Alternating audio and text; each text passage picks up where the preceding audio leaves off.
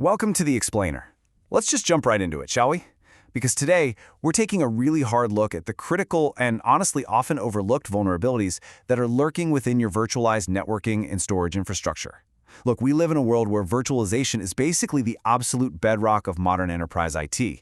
But as we're going to see today, the very technology that was designed to isolate and protect our data is increasingly becoming the prime target for some incredibly sophisticated threat actors.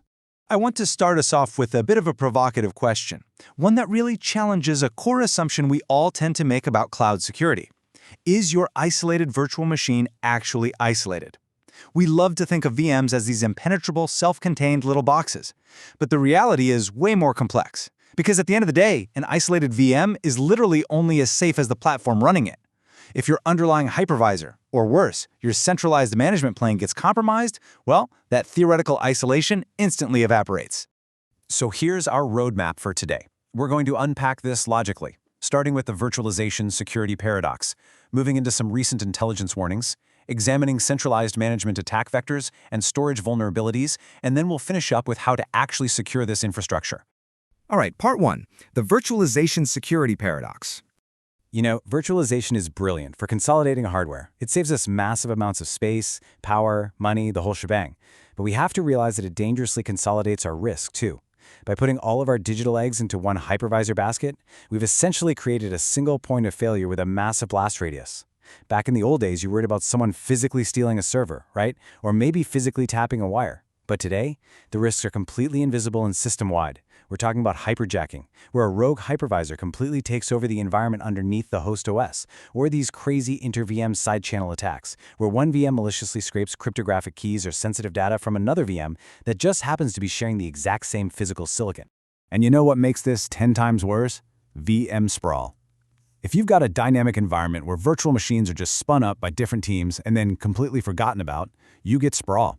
These unmonitored zombie machines just sit there, holding on to shared memory, disks, network channels, but the real kicker is that they make consistent patch management virtually impossible. An unpatched, forgotten VM, that is exactly the kind of silent backdoor threat actors actively hunting for. Moving right along to part 2, intelligence warnings and reconnaissance. Okay, so we're moving past the theory here and into reality. We're looking specifically at some severe flaws in industry-leading virtual networking solutions that were explicitly flagged by the U.S. National Security Agency along with independent researchers.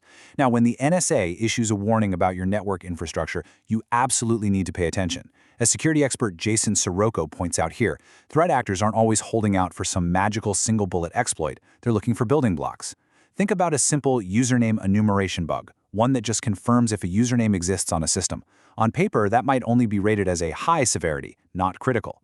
But in the hands of a dedicated nation-state actor, it's the crucial first step in a devastating attack chain. And here is that exact attack path in action. Step 1. Threat actors use that unauthenticated reconnaissance to map out valid users. Step 2. They use brute force or maybe just weak reused credentials they bought online to gain a basic, low-level authenticated compromise. And then Step 3, this is the big one, they trigger a critical 8.5 rated SMTP header injection bug right inside the central management server.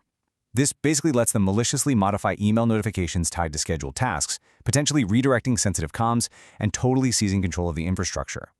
Once they have that level of access, your organization is immediately staring down the barrel of catastrophic data theft or full-scale ransomware deployment. Okay, part 3, centralized management attack vectors. Think about your centralized management server for a second. It's the beating heart of your virtual estate. It holds the definitive keys to the kingdom. If an attacker owns this, they own everything.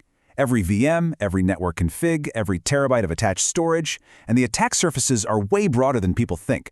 It's not just that web-based remote console your admins log into, it's also in-band management, sneaking in via data links like Fiber Channel, or automated management APIs using SOAP and REST.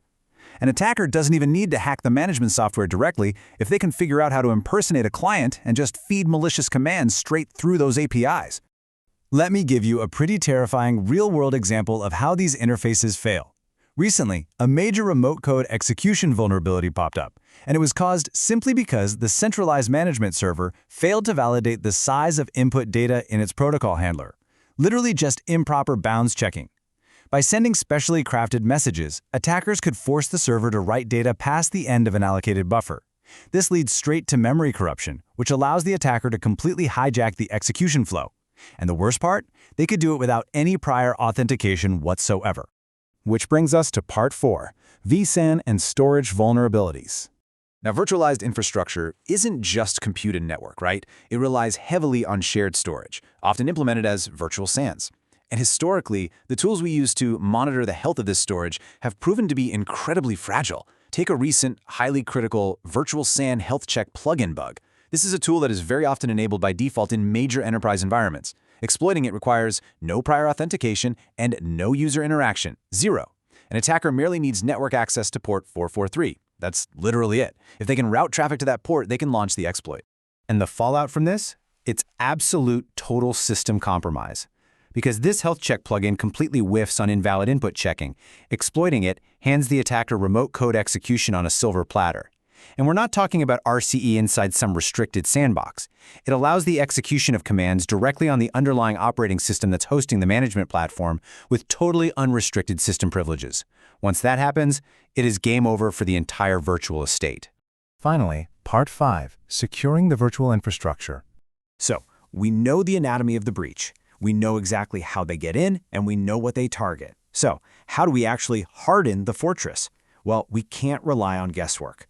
We have to lean on strict, proven frameworks, specifically the gold standard here, NIST Special Publication 800-209, which covers security guidelines for storage infrastructure. This document gives us a really comprehensive roadmap for mitigating the exact threats we've just been discussing, putting a massive focus on proper authentication, tight isolation, and strict configuration control. Let's look at how this builds a practical defense strategy against the specific vectors we just explored. For management APIs and console access, NIST doesn't mess around. You have to enforce approved, centralized PKI mechanisms. Stop using default or self-signed certificates immediately. To stop that unauthenticated network reconnaissance dead in its tracks, you must enforce SNMP version 3 with strict encryption, and unless it is absolutely mission-critical, completely disable read-write SNMP. And finally, to stop attackers from establishing persistence, you need to lock down file permissions and actively monitor your management scripts for any unauthorized content changes. Which brings us to the end of our deep dive today, and I want to leave you with one final, absolutely critical thought to chew on. Your hypervisor, your centralized management tools, your virtual SANs, they control your entire digital estate. They dictate exactly what data moves where and who gets to see it. But if you aren't rigorously securing those management planes, if you aren't patching those seemingly minor enumeration bugs and actively locking down your APIs, who or what is really controlling your hypervisor? It might be time to take a very close look at your own infrastructure and lock down those management planes today. Thanks for joining me on this explainer, and stay secure out there.